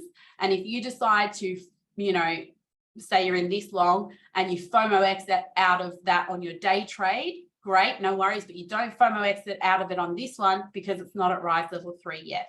Yeah. So just be really, really clear on understanding the objective of each trade. If you're trading the same thing, but you're trading 2 methods of it, that's where it gets hectic. Can I have a breath? My heart's racing. I missed the first half an hour. Did I miss the trade? I don't know what trade, because this is the education session. Camp reception got me struggling to see anything. Oh, that sucks, Tim. All right, let's keep going. Now I want to talk about the option of removing margin and changing your leverage. This is a big one that gets asked a lot about why you would do it and what it actually means for your trade. So it's important to understand that if you decide to remove your margin and change your leverage, that this is just a risk management procedure and a capital preservation practice. It does absolutely nothing different for your profits. The idea is that you're probably just an extra cautious person and you don't like keeping a lot of funds on an exchange. So once an open trade has moved into profit and you've also moved your stop loss into profit, you might decide to remove the margin from that trade. And there's a number of reasons why you would do that. Number one, you just don't want to keep those funds on an exchange. So you want to move it to cold storage because you no longer need it.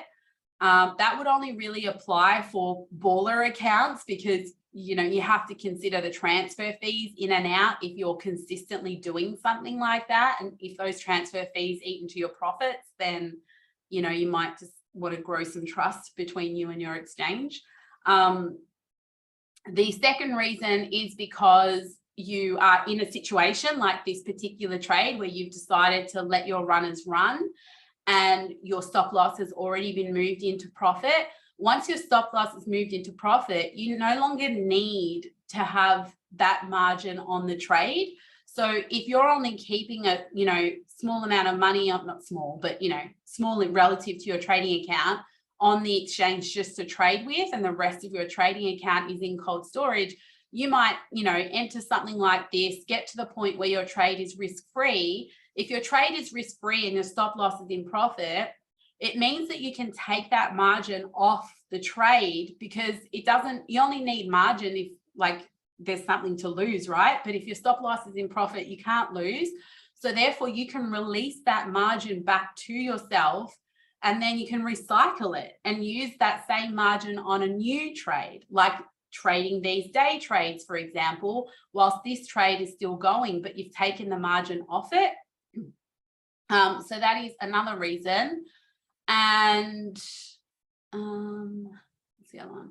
The third reason that someone would do this is because in rare occasions, sometimes an exchange can go down, like it can go offline, or we can get a massive liquidation event. And there have been times where super fast movement in price has caused your stop losses to get skipped. So by removing the margin from an isolated leverage position, the exchange can only liquidate the margin that you have left or you've left on the trade. It can't liquidate any more than that. So this, by the way, is not the case for cross leverage. They can liquidate your entire account, and that is why cross leverage is risky, right? So in the case that you have isolated, margin on the trade, you can, and you've moved your stop into profit, you can remove all of that, and then you've got that money free if you want to trade with it. You've reduced the risk of exchange liquidation event or anything like that. or you can just move it offline, wherever else you want to do with it. So here's the process. In order to remove as much margin as possible, you need to first increase your leverage to the maximum your exchange allows. And this is why you don't do that unless your stop loss is very decently in profit. So on OKX, for example, in order to do this, you have to first cancel any stop losses and take profits that you have allocated to that trade, because OKX considers it that if you have a stop loss or a take profit in place, you've committed that money to that trade. So it can't be used on anything else. So you have to first remove your stop loss and remove your take profit and basically just have an open trade. You'll do all of this very quickly, so don't worry. So you've removed those things. Then you go to where the leverage thing is on that position, and you click on that and you up that leverage as high as you can go, depending on what the coin is. Sometimes you can go up to 125x. So you push it up to 125x, and then in your position, there's a little plus sign next to the margin. You go to that and you click on remove margin button, and you can remove as much as you want. I usually remove about 80%. I just leave a little bit on there just in case. You know, I don't know why, but I just do. So I just leave about 20% on there and I remove 80%. And then now, once you've done that, you must immediately go back to your stop loss and take profit and add them back in. If you forget to do this, you are now in a 125x trade. Sure, it's less margin, so it's not that huge of a deal, but you're still in a 125x trade, and you know that could easily get stopped out if something dramatic were to happen. So don't forget to put back your stop loss, and if you choose to, you take profit. Now, once you've done all of those things, you've upped your leverage as much as possible. You've removed that margin from the trade, and it's now back in your wallet, and you've protected your current trade because in a liquidation level, a liquidation event, you're not going to lose as much as you initially put on that trade. And you're now free to either move those funds, leave them there, use them on another trade, whatever the hell you want. Does that make sense? Yes, I'm going to assume yes. All right, we've been going for an hour and a half. Are we good to keep going, or do we want to leave this as a part 2 for next week? You tell me. Keep going, keep going. I need more people to answer. Part 2, we're good. Kat, can you help me decide? Can you quickly start from the start? Okay. Predominantly it's good. However, it's long. There's a lot involved and it's starting to get more part 2. So it's like for retention, for the mindset person, I'm going a part 2 would be advisable, but I don't want to be you're the boss lady, so I'm going to handball it back to you. See, part 2 now is coming through. I'll probably say the rest, and I'm always an underestimator, is probably about another 20 minutes worth. Yeah. So does that change things? How long's left? Okay, part 2 was Part the two, first. part 2. Keep going, keep going, keep going.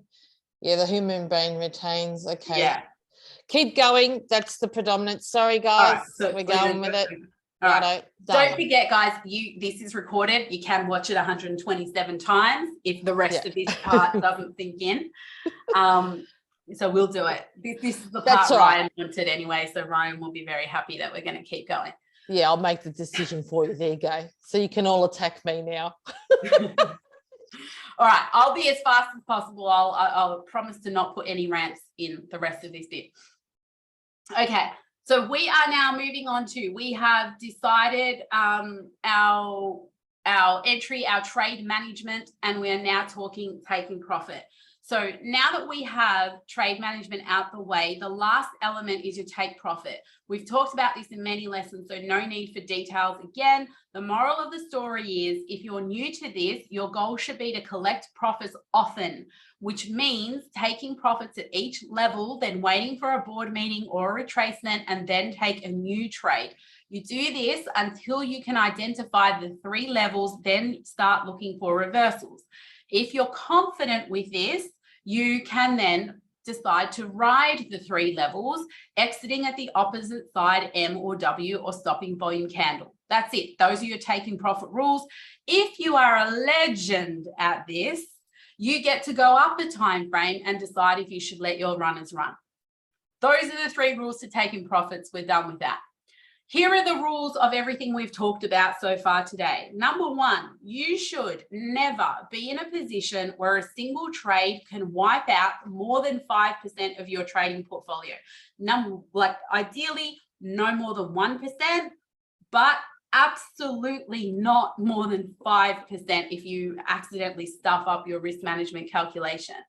Number 2, you need to stop calculating your success as a per trade result, and you need to start grouping your trades in batches of 10. Then analyze your success based off those 10 trades. Know how many times you can be wrong within those 10 trades and still be profitable. This should help with your mindset, because whatever risk to reward you've chosen will determine how often you need to be right. And this is going to help you not really care too much about those losses or make you feel like a loser, because that's what makes you feel like when you lose a trade, right? Let's just be honest. Number 4, you do not move your stop loss until the board meeting after your rise or drop that you entered on. Number 5, you cannot move your stop loss if price has retraced more than your initial take profit, because this ruins your minimum risk to reward. But at best, you can move it to break even, but not under the retracement if the retracement is below your take profit. Number 5, have a refund policy. We good? This is Ryan's favorite part. Ryan, I hope you're still awake. This part is dedicated to you. We are now going to talk about building position. Can I get a hell yeah? Is he still here? He's here. Just making sure, Ryan. All right, so building positions. Before we get into this, number 1, remember what I said earlier. Trading isn't about nailing the perfect entry. Alicia, hope you're still here. It is about your minimum risk to reward to your first target. The reason, so this is the reason why 99%, I'll probably say 100% if I'm being honest. The reason why 100% of my trades are done by building positions rather than trying to pick one candle as an entry. Building positions basically means instead of going in on a trade at one price only with a 1% risk on the one entry, you split your risk up over multiple entries and buy in little parts along the way until your trade is fully confirmed. There are a number of ways to do this. Now, the first way we have talked about before, so I will do it very quickly, and that is the fib level position builder. This is great. He's probably not here anymore because I know that he leaves early, but this is a perfect one for Lucky, because I know he's trying to nail this strategy using VEMA, and this is the way that he can do it if he is here, hopefully. But the first one is the fib orders. So this process is different depending on the trade setup. We've done the fib level position splitting before. We'll do it again quickly. When you use this, when would you use this? When wanting to get in on a second side M or W and you can't be at a computer. Claudia works full time. I know she doesn't have a lot of time to watch her trades when she's at work. Great for someone like Claudia. So you would first identify where you are in the cycle. So you have to have identified, in this case, your rises, right? You have to be very certain that you've identified your rises. You're sure that you're at level 3 rise. Number 2, you need to identify your stopping volume candle, which you can identify here. Once you have that stopping volume candle, you're now looking for the second peak of the M. What's the problem? It's Monday morning. You have to go to work. You can't wait for this candle rejection here because you can't live watch the trade. But you are fairly certain that you are at rise level 3 and you have a stopping volume candle. You don't want to miss this entry. You can set this up as a limit order as long as the middle peak of the M or W has formed. All you simply do is draw fibs from the stopping volume candle peak to the M formation bottom. And then you are splitting your position over 3 orders at each fib level, the 38, the 50, and the 61. How you split that is up to you. This is an example of the way that I used to do it. I usually would do it if I'm doing a fib, which would be I calculate what my total risk is. And a simple way to do it is to calculate it as the middle position, right? It's going to be a roundabout correct. So at the middle position is how I'm calculating my 1% total risk. Whatever that tells me that I can go in on, 25% of that goes in an order at 38 fibs with my stop loss above the stopping volume candle. Why? Because that's where it needs to be, not where I want it to be. So my stop loss is there. My first entry, 25% of my 1% total risk is at 38 fibs. Number 2, same thing, another 25% at my 50 fibs, same stop loss. Number 3, I'm going to go in 50% here with the same stop loss. Why? Because I want to have a bigger position at number 3 because that's going to move my average entry up and I'm going to have a better risk to reward. Now, there are cases where price won't come all the way back and maybe sometimes you get position 1 and 2 filled and not 3. Doesn't matter, at least during the trade, if it wouldn't have worked out in this case, but if you only got 2 positions filled and then price came down here, what happens after the M? Usually you have a retrace. So if you were able to be at a computer at that point, that's when you can add the rest of the position manually that didn't get filled on your 3 levels here, right? So that's that. Fib level, very basic. It's a delicious way to catch the second side of the M and W, seriously. And I don't know why we sit there staring at charts all day, every day, waiting for an actual reversal candle. If you're sure that the M is coming or you're sure that the W is coming, just you can limit entry like this and just go to bed or out or whatever the hell you're doing. All right, are we good with fib level, split position, orders? Any questions on that? Can I move on? Yeah, that one's pretty easy.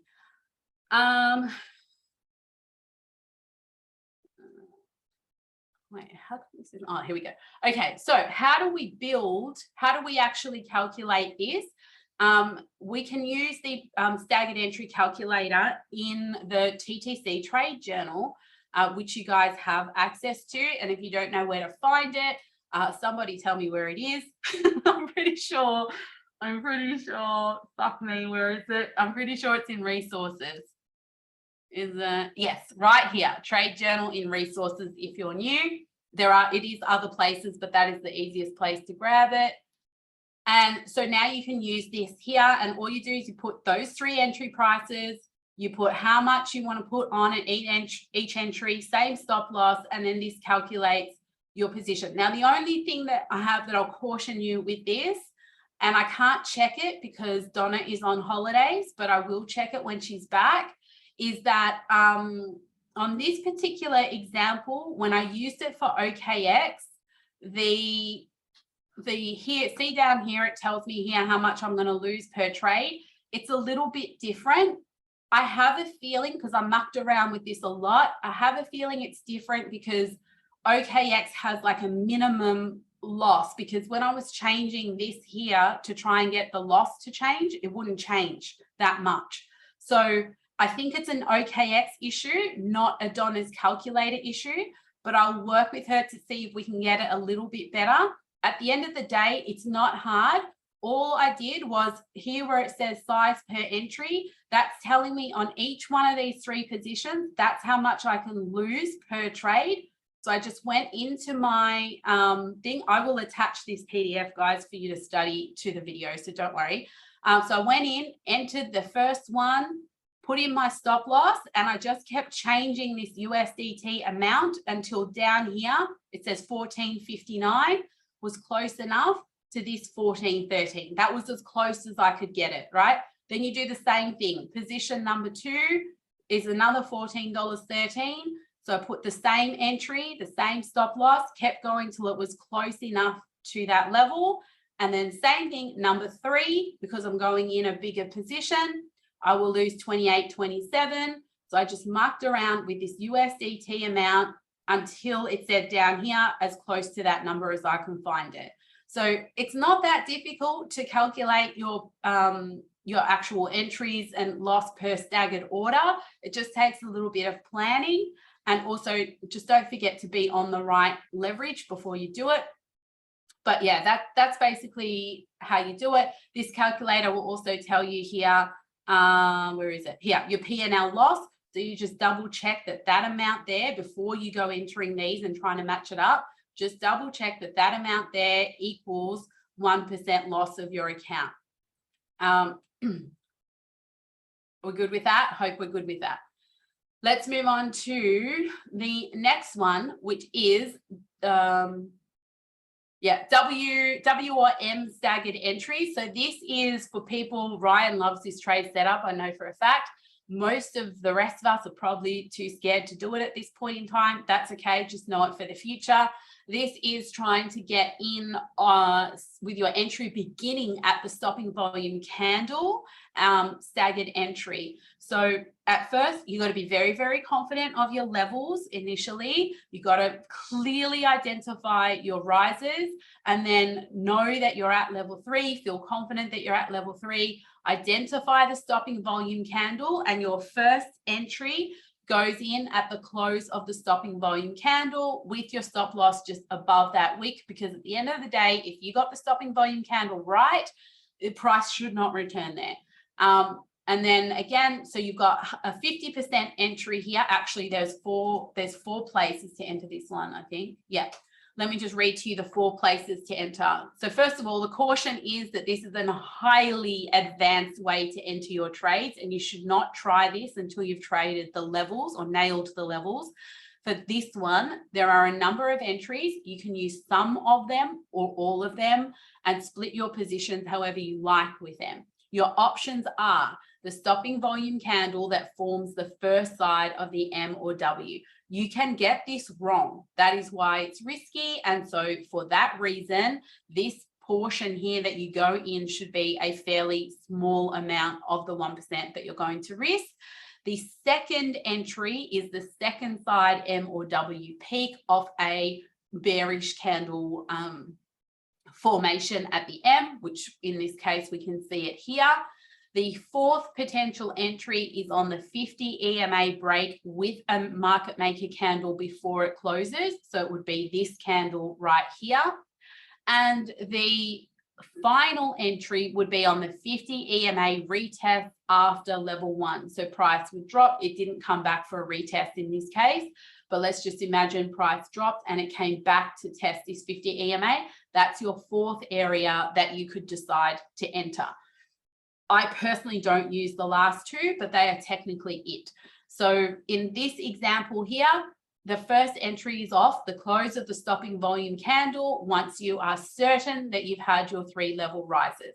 Price then moves away. It comes back for the second side of the M. You could combine this with a fib level entry for your second portion here if you wanted to and break that up even further. Or if you're live trading, you identify the bearish candle confirmation and you add the rest of your position. So in this case, I did here, because this is highly risky, we went in 25% of our position here. Now at least we're in, because the only reason you'd really do something like this is in case you get a inverted V or a V bottom trade and it doesn't actually come back for the second side. Sometimes that can happen. So at least you're in for something if that were to happen. But if it comes back for your second side, you get to add the rest of your position. In this example, we did 25% and then we did 75% here. Stop loss above the stopping volume candle, target back at the top of the previous market maker candle. And then the exit ended up being stopping volume candle here. So you would have got a little bit more out of this particular trade. Does the staggered entry M or W make sense? I've got one more. We're doing good. Yep, beautiful. Okay.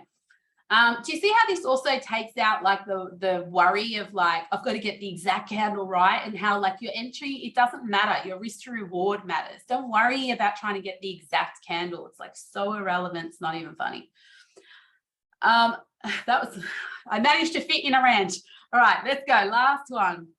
So what else do I have to say about, sorry, before I finish on the WIM orders, if you decide to take option 1 as one of your orders, which is an entry off the stopping volume candle right here, it should be no more than 25% of your entire risk in the trade, so that if you get it wrong, you're out for way less than you'd normally commit to a trade. At the same time, the only time that it's kind of okay to risk this is if you're already in a trade in the other direction and you're trying to catch the Colombian bag flip.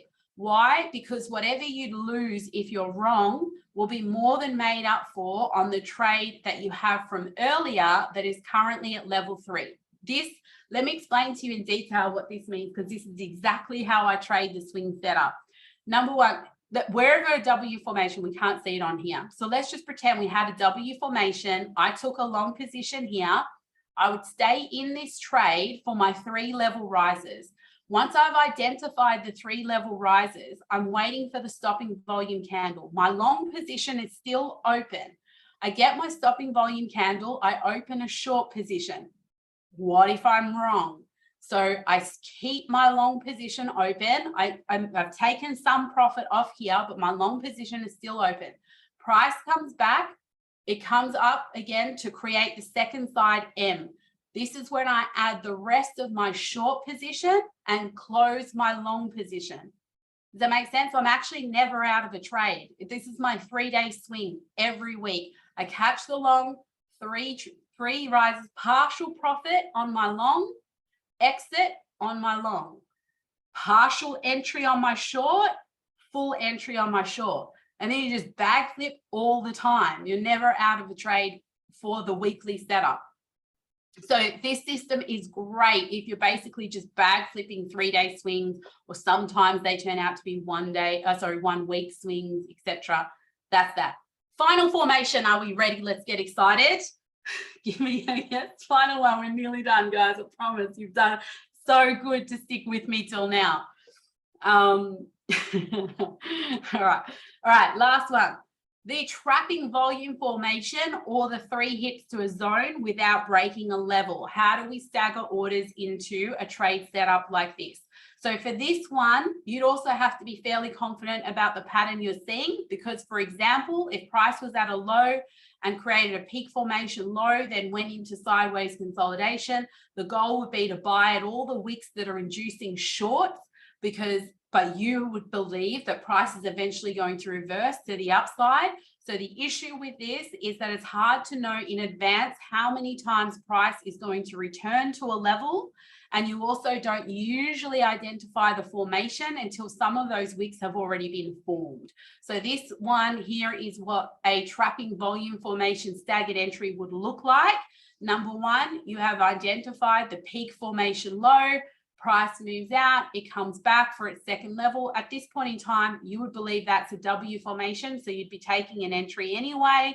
Price returns and holds. You're like, well, at least it holds. You take a little bit more. Price moves up, retraces. You probably believe that this is a new trend at that point in time.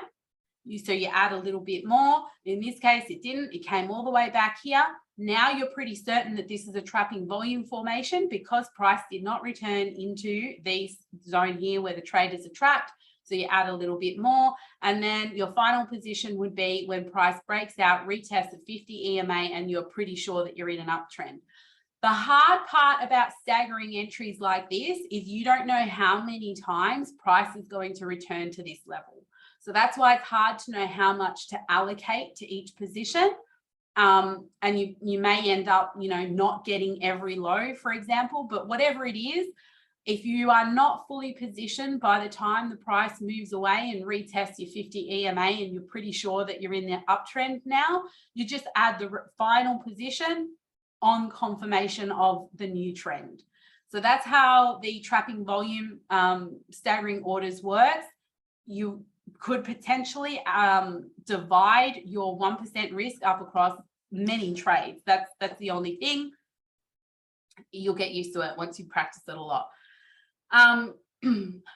So then the last one is the 3 hits to a level. This is a little bit easier than the trapping volume formation. It's exactly the same principle. However, you're looking for 3 hits to the high. So you pretty much know you're splitting this up over 3 levels. So again, clearly identify your levels. Most important, identify your levels, identify a stopping volume candle, hopefully at a low of the day or a low of a week. That could be a partial entry there.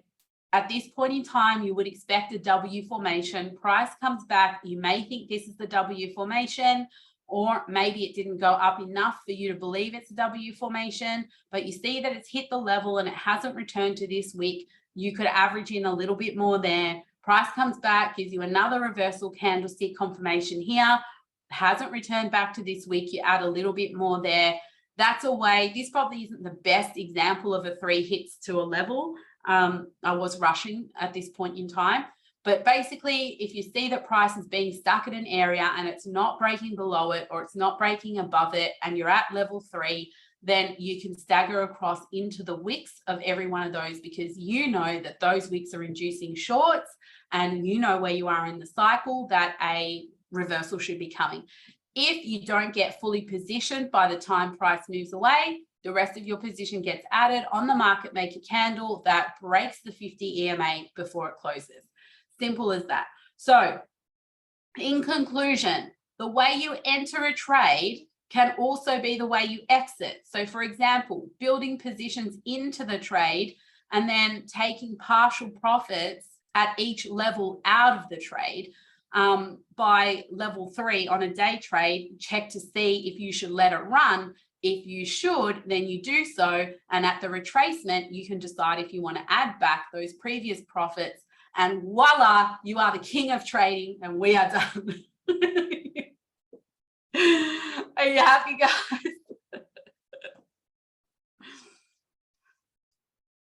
Yep, they're partying.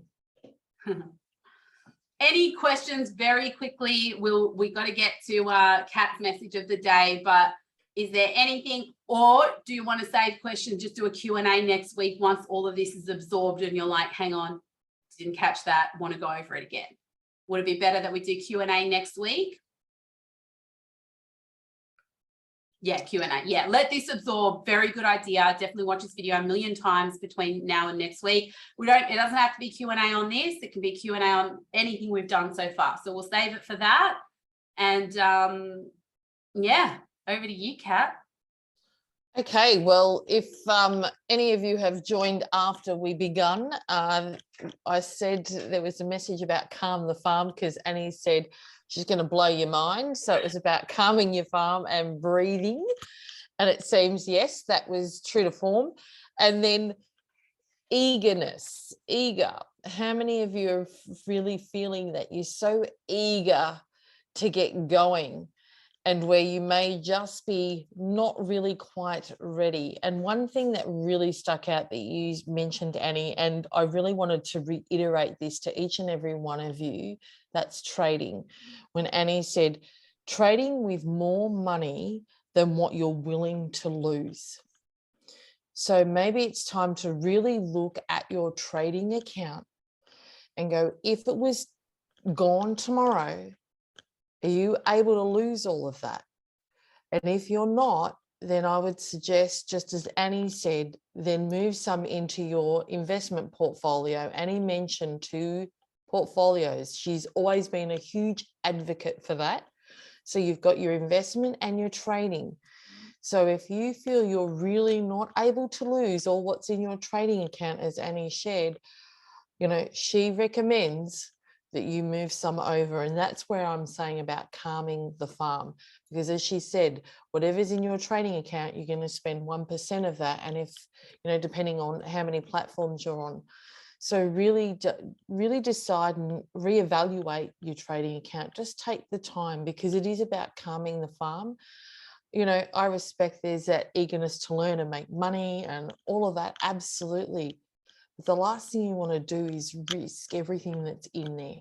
So I just wanted to reiterate that little bit, and it sort of resonated with calm the farm, and then the word eagerness came up throughout. So I hope, and it may not resonate with all of you, and that's okay. Remember, this is a collective group message, and so with the book and the card, it may not resonate with you, and that's okay. So let's see what the message has. I feel that this is really from what Annie posted. If those of you who haven't gone into the mindset channel, and yes, it's too late, but anyway, Annie did a post yesterday about the Lionsgate portal manifestation, and she does, 3 ways. You could still implement that anyway, and the message is create a dream board. So I went, really interesting. So if any of you'd like to close your eyes with me and take a deep breath before I read this.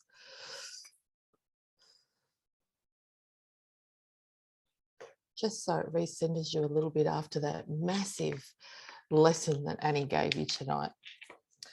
So a dream board is a wonderful tool that provides you with a visual representation of your goals, prayers, and desires. It has a base of firm construction paper or wood onto which you paste photographs, drawings, words, and other images that stand for what you desire. Thumb through magazines, okay, so we'll call it the internet, this is clearly old, to find these and have fun putting them up. After your board is complete, hang it in a prominent location so that you'll see it daily. Each time you pass it, stop and visualize your wishes as already manifested. Feel gratitude and say thank you to the universe for bringing your dream into reality. Give heaven any cares or worries about how this desire will materialize. Put your entire focus on having gratitude for the fact that your wish has already come true, and then welcome it as it comes into your life. Thought for today. I create a dream board, pasting together a collage of my wishes, envision my desires as a reality. Thank you, divine and angels, for whatever it is you're after. So it seems like we're connected from yesterday. So it really is, and if you go into that post that Annie mentioned, it is about really feeling like whatever it is you're wanting to manifest, that you've already got it. And a lot of people have asked me about manifestation, and what I say to them is a lot of them just think about what they want and they aim really high, but deep in the gut it's saying, I'm never going to get that, I can't achieve that. So there's this conflict. So if you go back again to Annie's, it's really about, being certain. And Annie, as you can see, is a queen at manifesting, because you'll see she's manifested everything she wanted has come to fruition. And yes, she's had to take action. It's not like it just drops from the sky. I want to be very clear on that. It's yes, you must take action, but it comes with knowing that certainty. Yeah. All right. What's the card? Moon tree. This is beautiful, and especially after the back of yesterday. So it's clearly tapped into all yesterday's goings on. All right, moon tree.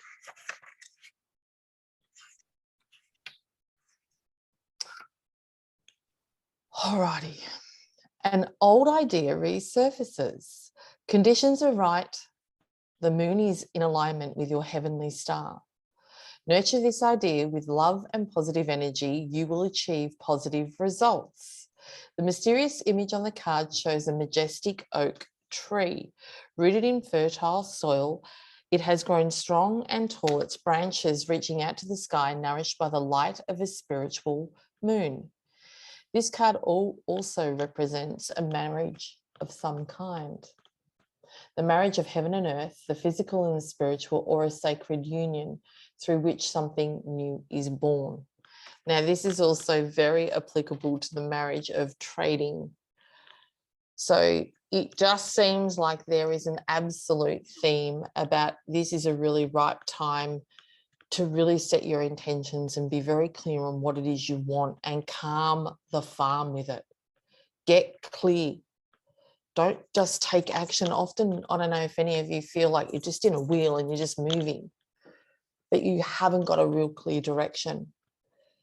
So if you haven't now, then really take that time to get that clarity, because just breathe. Breathing really helps. Now there is someone with a hand up. Tracy. Yeah. I don't know if that's intentional or not. Tracy, do you want, have you got a question?